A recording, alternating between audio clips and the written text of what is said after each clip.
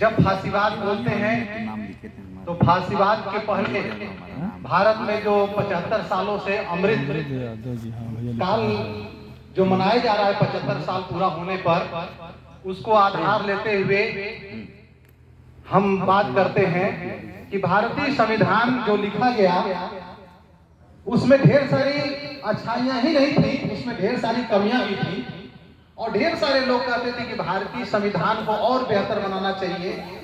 और उसके अंदर जो समाजवादी केवल शब्द है लेकिन हकीकत में वो लागू तो नहीं दिख रहा है। एक तरफ जब बाबा साहब खुद बोले कि हम एक ऐसे युग में प्रवेश करने जा रहे हैं भारतीय संविधान बना देने के बाद जहां भारतीय समाज दो अंतर्विरोधी बंटवारों में बटा हुआ है। एक तरफ अमीरी है, एक तरफ गरीबी है, एक तरफ वे लोग हैं जो सत्ता संपत्ति पर जिनका अधिकार है, दूसरे तरफ सत्ता संपत्ति से एकदम वंचित लोग हैं। तो भारतीय संविधान बना देने से नहीं, उसको लागू कैसे हम कर पाते हैं, यह चिंता उन्होंने जताई। और यह भी चिंता जताई थी कि वह सबसे बुरा दिन होगा जब भारत हिंदू राष्ट्र बन जाएगा, क्योंकि उस समता, स्वतंत्रता और बंधुत्व का वो विरोधी है। और धीरे धीरे करते करते हमारे देश में उस इमरजेंसी को भी इसी जनता ने भोगा, देखा कि सारे देश के कानून को और नेताओं को भी किनारे लगाकर और इमरजेंसी इसी देश में थोप दिया गया। फिर भी कहा जा रहा था कि भारत आगे बढ़ रहा है।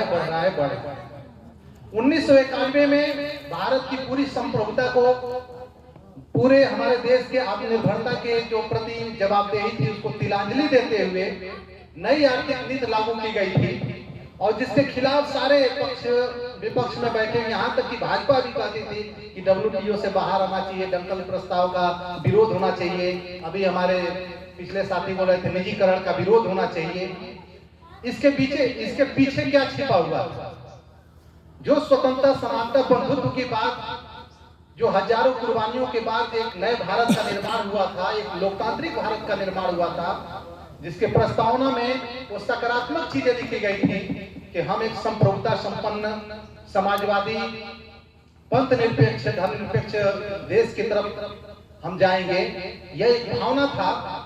लेकिन उसी प्रस्तावना में छिपे हुए कि देश की अखंडता के प्रति जितने लोग यहाँ बैठे हैं वो देश की अखंडता के खिलाफ बात कर रहे हैं। अगर इस देश की यह जो मौजूदा सरकार है वो आप देश को तोड़ने की बात कर रहे हैं, उनकी भाषा में कहा जाए। ये भी प्रस्तावना में शब्द लिखा गया है कि हम देश की अखंडता के प्रति बंधुत्व को स्थापित करेंगे, भाईचारे को स्थापित करेंगे।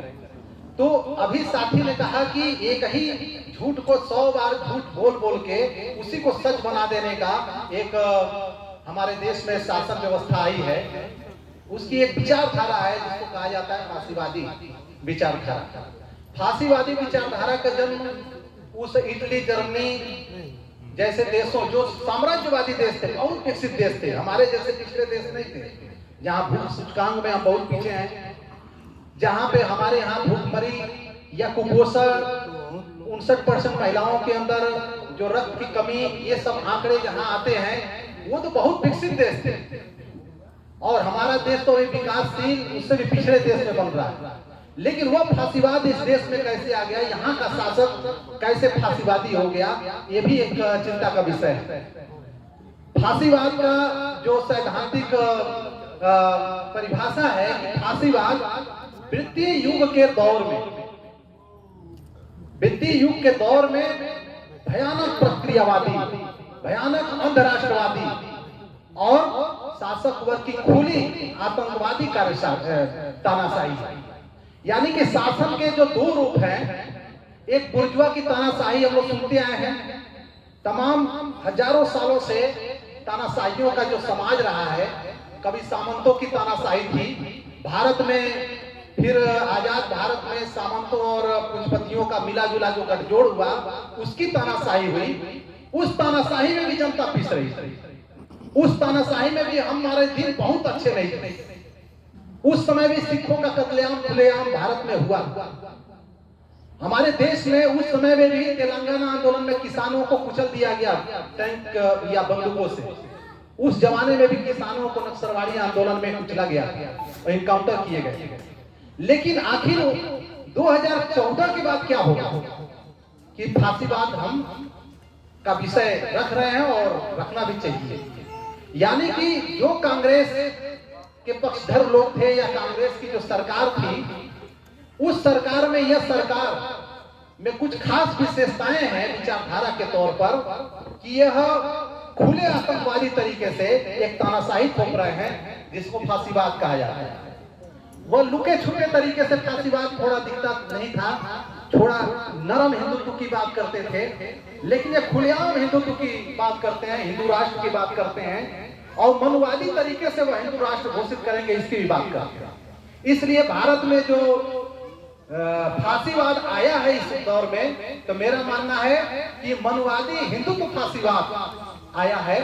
वह जाति को भी स्थापित करेंगे, जाति में जो ऊपरी है तो ऊपर को स्थापित करेंगे और हिंदुत्ववादी जो विचारधारा है उसको भी स्थापित करेंगे। और फांसीवाद जहां से उन्होंने लिया है तानाशाही, अभी तक लोकतांत्रिक तरीके से थोड़ा झाड़ पोछ के जो तानाशाही चलती थी, अब खुले तरीके से आपको इनकाउंटर कर दिया जाएगा इस नाम पे कि आप मुसलमान हैं, आप वोट नहीं देंगे। जैसे आप लोग वीडियो वायरल हुआ था तो मुसलमानों को यहाँ की पुलिस दौड़ा रही है कि भागो, तुम लोगों को वोट नहीं देना है, और महिलाएं भाग रही हैं, फिर जाके तन भी जा रही है। वह एक मस्जिद के नीचे हमको अचानक इल्हाम हो जाता है कि मंदिर होगा और वह कलयुगी वह है। इस नाम पे हमारे सुप्रीम कोर्ट भी या हमारे देश के पुलिस भी उसको खुदाई में और नारे ओरे के पक्षधर जो जय श्री राम का नारा दे रहे हैं उनके पक्ष में होकर और गोली चलाती है, 5 मुसलमानों को गोली से उड़ा देती है और फिर संवैधानिक तरीके से नियम कानून के तरीके से बताती है कि गोली पुलिस के बंदूक से नहीं चली है, वो पता नहीं कहां से चला है, हो सकता है आपस में वो भीड़ इकट्ठा हुआ था वही में कहीं चल गया होगा, मतलब वो भी कानून का सहारा लेता है। तो आमतौर पर धारणा यह रहती है कि फांसीवादी लोग संविधान का सहारा नहीं लेते हैं, चुनाव का सहारा नहीं लेते हैं, लेकिन भारत का जो फांसीवादी विचारधारा के लोग हैं बड़े संवैधानिक तरीके से, नियम कानून के तरीके से और चुनाव के जरिए तरीके से वो सत्ता पे काबिज रहेंगे। ये दिख रहा है, वह बहुत आराम से कहेंगे आइए चुनाव होगा और ईवीएम से होगा, ये भी संवैधानिक तरीके से होगा। अब कोई भी पार्टी ईवीएम का ढंग से विरोध नहीं कर सकती। वो कहेंगे कि आइए ईवीएम में गड़बड़ी बताइए, क्या गड़बड़ी है, और चुनाव कराएंगे और ईवीएम में धांधली भी होगी तो कानूनी तरीके से कहेंगे कि नहीं मैं सही था आप ही गलत हैं। तो ऐसे समय में भारत जब फांसीवाद का खतरा आया है तो मैं ये कहना चाहता हूं कि जितने भी संविधान प्रदत्त मूल्य थे कि अभिव्यक्ति की आजादी थी, हमारे देश में हर जगहों पे वोट डालने का अधिकार था, तो एक ऐसे समय में हम प्रवेश कर चुके